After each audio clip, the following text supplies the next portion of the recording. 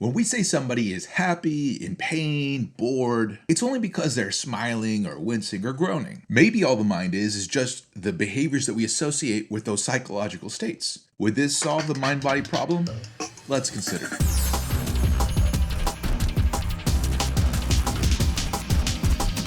Hello philosophers, I'm Chico.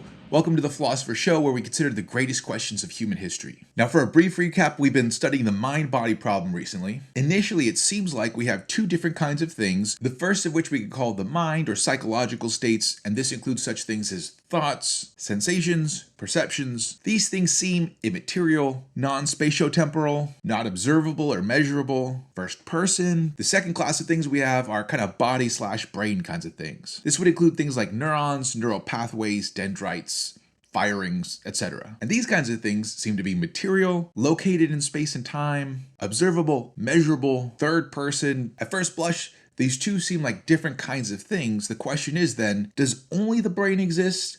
Does the brain and the mind both exist? Does only the mind exist, or do neither exist? In this video, we're going to be talking about logical behaviorism. Consider the statement, Harold is in pain. Why do we say this? Do we physically observe pain and then see Harold physically submersed in it like some kind of dunk tank? No, we can't observe the pain itself. Instead, we see signs of pain. So we don't observe sensations like pain, but we do observe facial expressions. Wincing, for example, sounds and words, things like quivering voices, desperate sighs. So we assert this statement, Harold is in pain, not because we observe pain itself, but because we observe the behaviors associated with pain. Consider the statement, Grandma sees the internet. Why might we say this? Well, notice that we don't observe her perception of the actual computer screen, but we do observe her using her sensory organs. We observe Grandma's face towards the computer, her eyes scanning across the screen. We might observe her voice reading off the words that are before her. Or consider the statement, Deborah thinks that her boyfriend is distracted. Why do we say this statement? Well, notice that we don't observe Deborah's thoughts. We don't observe something in her mind that is about something else. But what we do observe is her face that is sort of aimed at her boyfriend in this aghast look, maybe a harumphing bodily stance. So in all of these statements, we don't attribute a psychological state to a person because we observe that psychological state. Instead, what we observe is behaviors that are associated with those psychological states. Logical behaviorists don't think that the mind is a non-physical thing. Now, there are a number of reasons why they could think this, but the number one reason, at least historically, has been that we don't observe these psychological states. We have physical senses, but we don't have senses that could detect the non-physical. So some philosophers say that we should refrain from belief in non-physical things. Some go even further and say that we should say that non-physical things don't or even can't exist. So if there are no non-physical things, then obviously, the mind can't be non-physical. And yet we just looked at eliminativism, which is the idea that there is no such thing as the mind. Things like thoughts, pain, all those kinds of things just don't exist. Now that could easily sound absurd. So one strategy we might want is to retain the idea of a mind. But for logical behaviorists, if the mind exists but there is no such thing as a non-physical thing, then the mind's going to have to be a physical thing. The question then will be,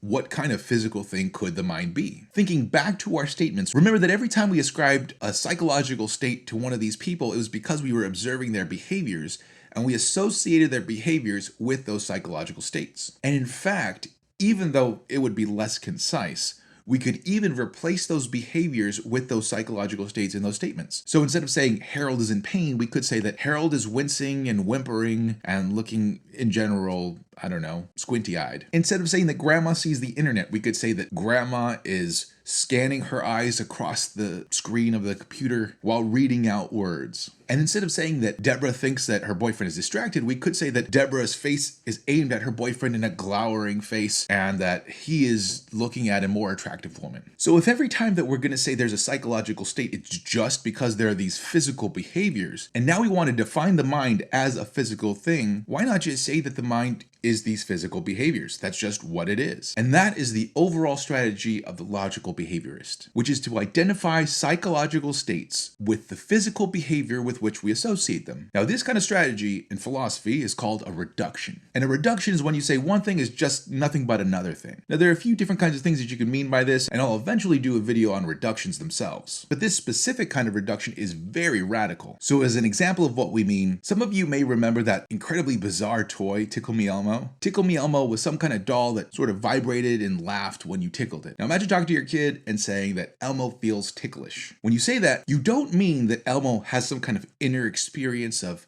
giddiness and that's causing him to laugh. What you mean by that is that there is some mechanism that's programmed to laugh and to vibrate whenever you press a button. And yet we could still make sense out of the phrase, Elmo feels ticklish. Well, the logical behaviorist idea is something like this. You are nothing but a Tickle Me Elmo. We might say, I feel ticklish, but that just means that I exhibit these kinds of behaviors when I get tickled. I start to laugh and I start to, I don't know, shudder or whatever it is that you do. It's not that we're actually having some kind of experience of ticklishness. And the same would go for all psychological states. You think that some kind of inner world of the mind exists. You think that you're having thoughts. You think that you're experiencing things like pain, but none of those things actually exist. But the behaviors that cause us to ascribe these psychological states to people, those things really do exist. So in that way, the mind is nothing but the behaviors. So really, in a way, this isn't much different than eliminativism. Both views are really saying the things that we usually mean by mind, by the different words for psychological states like pain, ticklishness, thoughts, etc. Those things don't really exist. The place where these two views differ is that eliminativism would say that statements like Harold is in pain is literally false, whereas logical behaviorism would say it's literally true only by pain. Really what you're doing is just abbreviating a longer statement that includes all the different behaviors that we associate with that word pain. So if you found eliminativism objectionable because it did away with the idea of a mind altogether, then logical behaviorism isn't going to give you that much more. However, there are also some unique difficulties just for logical behaviorism. Logical behaviorism is something like a conceptual analysis. It asks questions like, what do we mean by the word pain? And it analyzes that word as just the behaviors that we associate with it. But consider the following statement. Deborah looks like that because she thinks her boyfriend is distracted. Now notice, in this statement, we're claiming that the psychological state causes the behavior. In other words, logical behaviorism is claiming that that word thinks in this statement just means the way that her face is contorted, that look that she has. But then we should really reinterpret this statement as saying, Deborah looks like that because she looks like that. Notice we no longer have a causal claim here. Now we're just repeating ourselves. So here seems to be the problem. Logical behaviorism claims that our psychological state words are just shorthand for our behaviors. However, we typically say that our psychological states cause our behaviors, but not that our behaviors cause themselves. Here's another one. Consider the statement, Yutaro believes he sees a pigeon. Now that word believes there is a psychological state. So according to logical behaviorism, we're going to have to retranslate this statement to get rid of that word belief and replace it with behaviors. And the only behavior we really have here is Yutaro reaches out to touch a flying animal. The strange thing is, if I believe that I see a pigeon, I don't reach out to touch it, I get back. So in order for this behavior to even make sense with the belief, we're going to have to add Yutaro reaches out to touch a flying animal because he wants to touch a pigeon. But then check out that word want. That's a desire. That's also a psychological state. So now we're going to have to retranslate that word desire or want with nothing but Yutaro's behaviors. But then the only behavior we have here is Yutaro reaching out. So our retranslated statement is going to be Yutaro reaches out to touch a flying animal because Yutaro reaches out to touch a flying animal. And the problem here is a little bit different from the one we just considered. The problem is this, that we have two different psychological states, belief and desire, that are both necessary to make sense of the situation, but we have only one behavior to associate with these things. Belief and desire seem to be related to each other in a necessary way here, and it doesn't seem like we can successfully explain one without taking account of the other. But if we're going to reduce them both to just the behaviors of Yutaro, and Yutaro only has one behavior, now it seems like the relationship between the two of them just dissolves and they dissolve into one thing. So it seems like logical behaviorism can't account for belief and desire relating to each other. One final objection is this. We said that logical behaviorism is reductive. Logical behaviorism claims that psychological states are nothing but the behaviors that we associate with them. So, for example, pain is nothing but wincing and saying ow. But if this is the case, then psychological states should be isomorphic with the behaviors that we associate with them. What does that mean? It means like there should be some kind of one-to-one relationship. Every time we have a pain, we also have an ow and a wincing face, and vice versa. versa. Every time we have an ow and a wincing face, we have a pain. The problem is that psychological states don't seem isomorphic with their behaviors. In fact, we just saw one case where we had two different psychological states and one behavior in that belief and desire problem. But here's another problem. We could have the behavior without having the psychological state. Think of the greatest performance by an actor that you know. For me, it's Jim Carrey in Dumb and Dumber. That one scene where it looks like he's gonna throw up, right? Like, I can't do it because it was just so good. He wasn't nauseous, and yet all the behaviors of nausea were there. So when he actually is nauseous, he could have that behavior, and when he's not nauseous, he can have that behavior. But wait a second, the nausea was just supposed to be the behavior, right? This was a really cool objection given by a philosopher named Hilary Putnam. He called them super actors. I don't know if I'd call Jim Carrey a super actor, but it was pretty good. He also had an objection about super Spartans, and I have a good story for that. When my wife was pregnant with our third child, she got kidney stones. And I never had kidney stones myself. I didn't know how bad that was.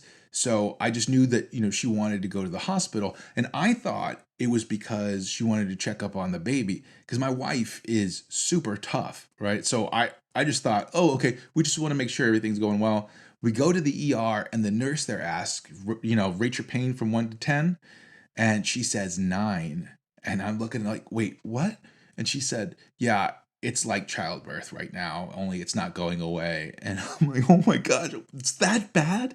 But she's such a tough woman. She could take that kind of pain and have the poker face.